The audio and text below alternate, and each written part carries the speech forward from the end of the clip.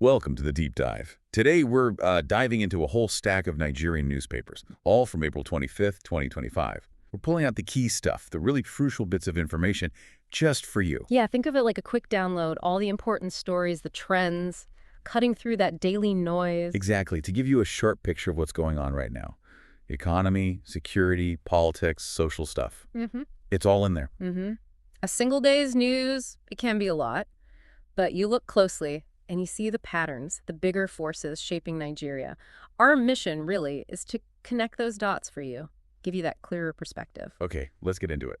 The economy seems like a good place to start. Lots going on there. The National Economic Council, NEC, approved a new textile development board. Right. And alongside that, a huge agribusiness and livestock strategy. We're talking $90 billion. 90 billion, wow. Yeah. That's a massive number. What does that scale tell us about priorities? Well, it signals they're really serious about transforming those sectors. I mean, really serious. Agribusiness, especially at that scale, it suggests they see huge potential. Food security, jobs, GDP contribution, all of it. So not just tinkering around the edges. No, no. These look like fundamental, large-scale interventions, big bets on key areas of the economy. Okay. And then adding to that, we've got the World Bank projecting 3.6% growth for Nigeria. That sounds positive. It is encouraging, yeah. Yeah. But then you have the IMF stepping in. They're urging Nigeria to, increase tax revenue, go after tax evaders. Right. That constant push and pull, isn't it? Growth on one side, but needing that stable financial base. Precisely. The growth is good, but is it sustainable? That hinges on getting more revenue in. Fiscal discipline, as the IMF always says. It's interesting, you see these big development plans, like the $90 billion strategy, but then also this fundamental need to just, collect the taxes owed. Like building a fancy house on shaky ground if the finances aren't solid? Something like that, yeah. Both need attention. Okay. Also seeing a push for maybe more self-reliance, targeting a $4 billion cut in steel imports. There's a new $400 million plant planned in Ogun State, and they're banning the import of oil pipelines. That feels like a big statement. It's very clear industrial policy, isn't it? Trying to build up domestic capacity, steel, pipelines. These are crucial. That steel plant could have knock-on effects for manufacturing, construction, Sure. pipeline ban.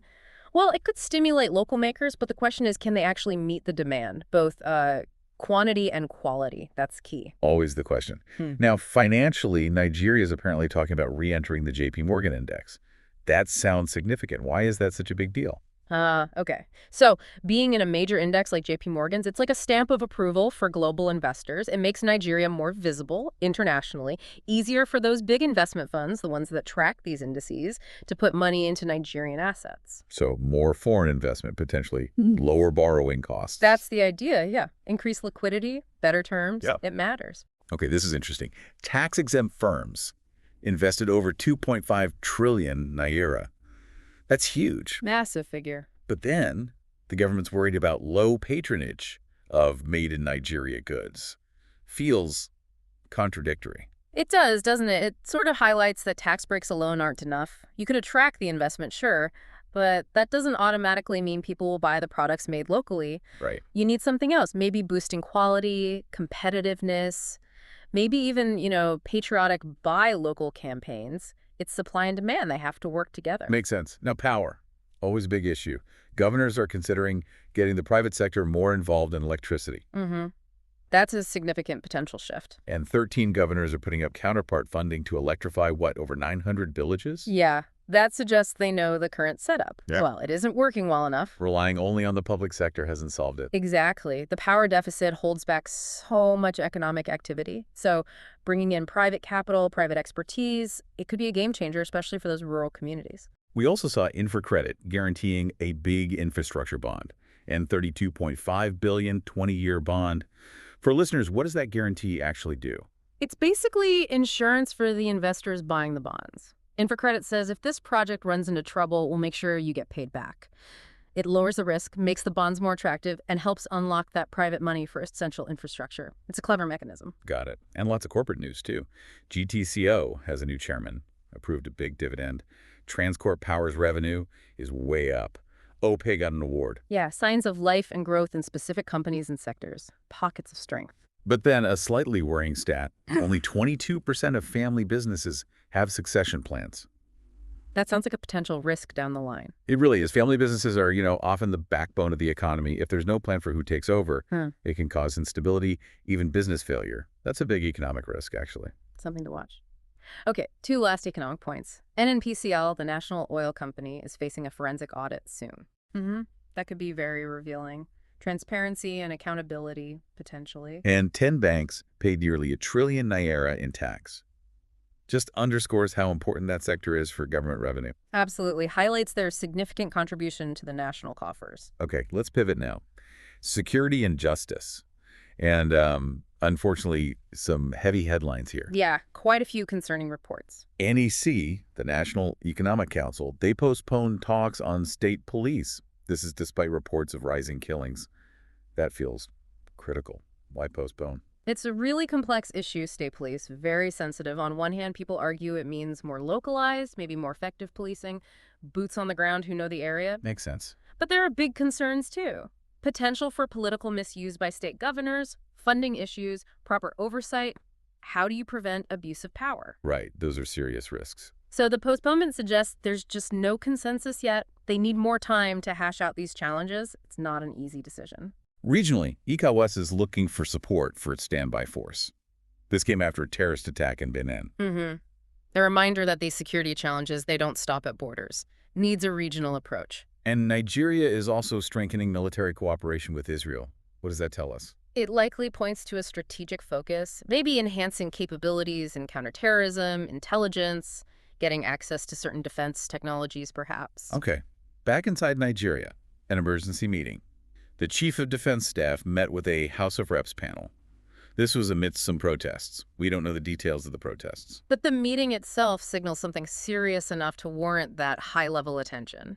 A pressing security or public order issue, you'd assume? And the court stepped in to stop the ICPC, the Anti-Corruption Agency, from arresting a university vice chancellor, FUOYEVC. Yeah, that highlights the legal checks and balances, right? Rule of law, due process. Even in corruption cases, there are procedures. Separation of powers in action. On the crime front, some Chinese suspects forfeited a lot of assets in a cybercrime case. 73 houses, over 1,500 laptops. Wow. That's a huge forfeiture. A significant win against that kind of online crime. Shows what can happen with, effective investigation, maybe international cooperation too. And the U.S. set a sentencing date for a Nigerian involved in a big COVID-19 fraud case, $10 million. Shows justice can have a long reach. It does. Acts as a deterrent, hopefully, and shows that borders aren't always a barrier to facing consequences. The EFCC, Nigeria's financial crime agency, got an order to arrest promoters of something called CBEX. What was CBEX involved in? Reports suggest it was basically an unauthorized financial scheme, like taking deposits from people without the proper licenses, high risk for anyone who put money in. Right. And lawyers are planning to, quote, drag Kyari to EFCC over a $2 billion crude for loan deal. This keeps alleged high-level corruption in the news. It certainly does. These stories underscore the ongoing push for accountability, even for very prominent figures. Managing public resources transparently remains a huge challenge. On the ground, military operations continue. Claims of killing over 1,700 terrorists and arresting thousands more in the Northwest. If those numbers are accurate, it's significant progress against insecurity in that region. And the Navy reports dismantling illegal refineries down in the Niger Delta. Arrests made there, too. Also crucial work.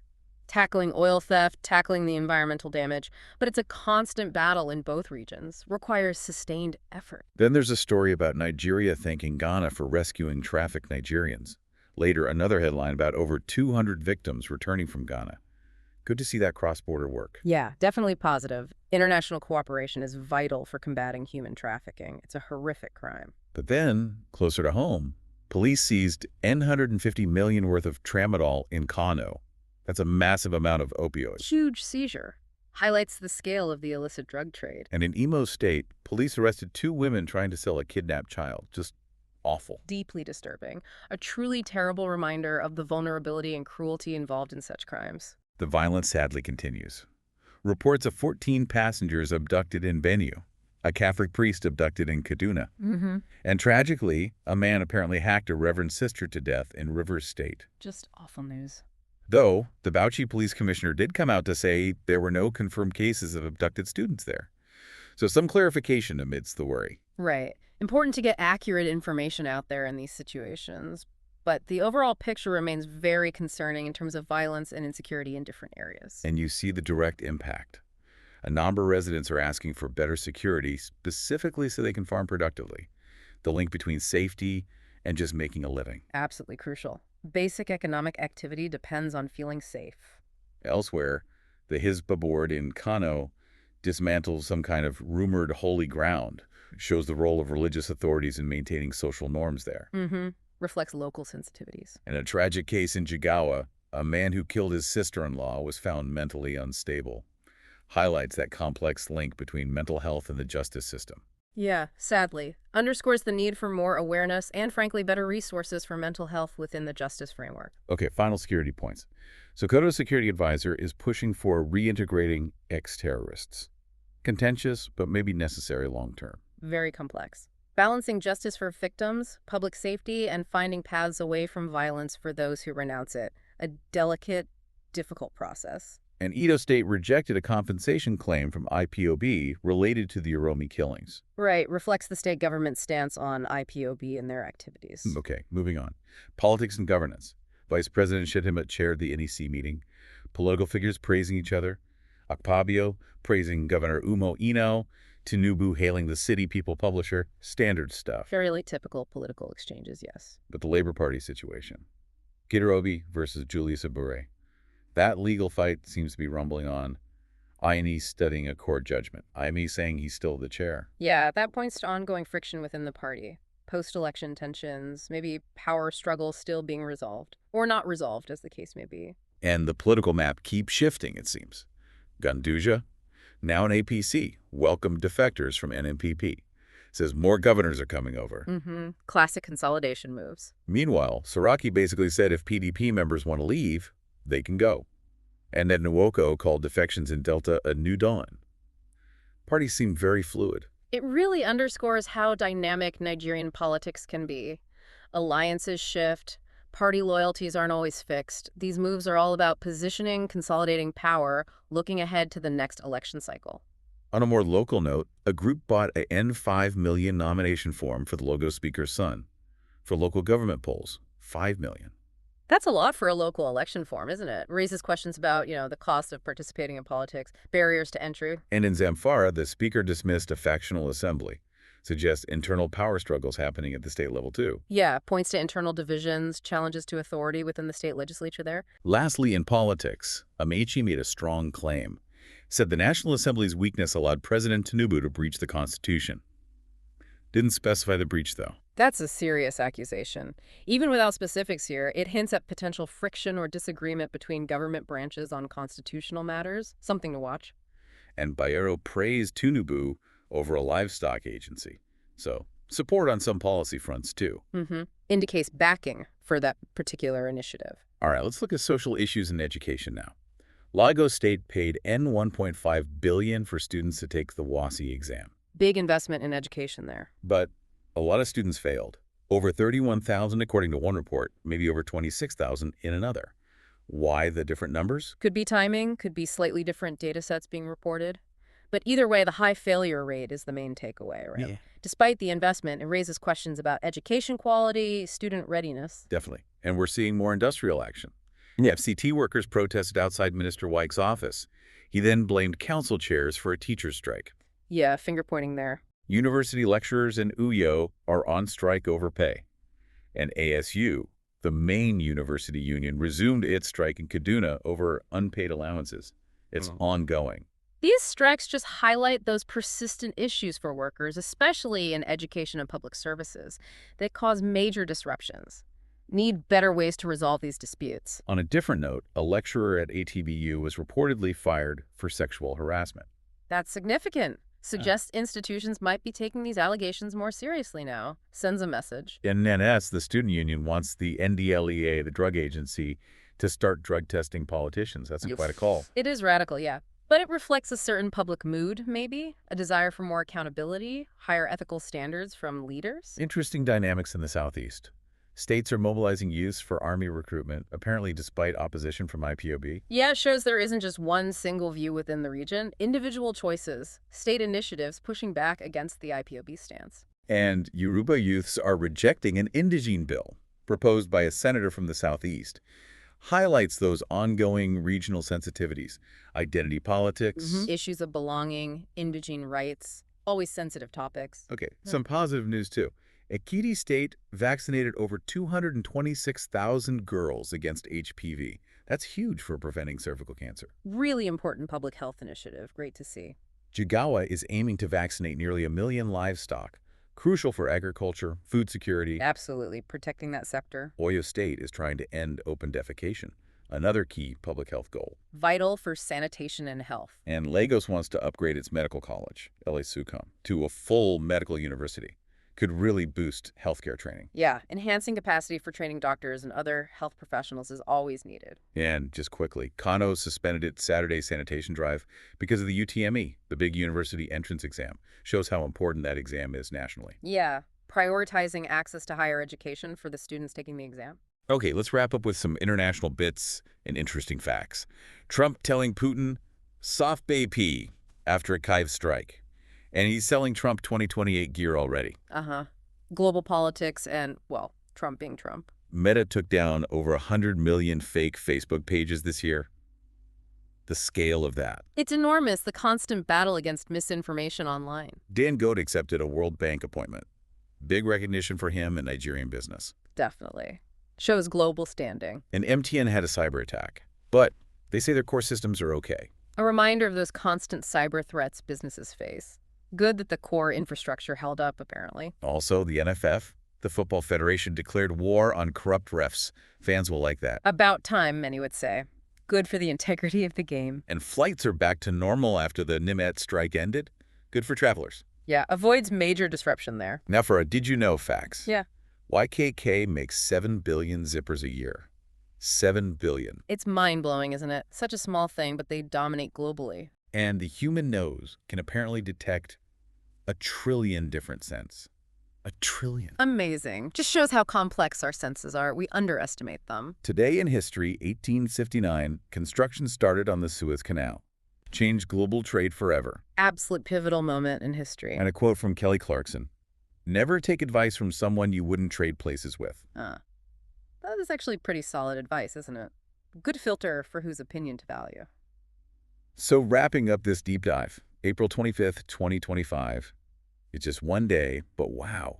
A snapshot of Nigeria grappling with big economic plans, tough security problems, shifting politics, and all these social and education issues. It's complex. It really is. What strikes me is how interconnected everything is. You can't really separate the economy from security or social progress from education investment. It's all linked. That single day's news just paints this incredibly intricate picture of all the forces at play shaping the country's path. Absolutely. The challenges are clear, but so are the ambitions and the ongoing efforts across so many different fronts. So thinking about everything we've touched on from just this one day, what single interconnected challenge or maybe opportunity do you think will be the most critical factor shaping Nigeria's near future? And why? It's something to mull over, maybe look into more deeply yourself. Thanks for joining us on The Deep Dive.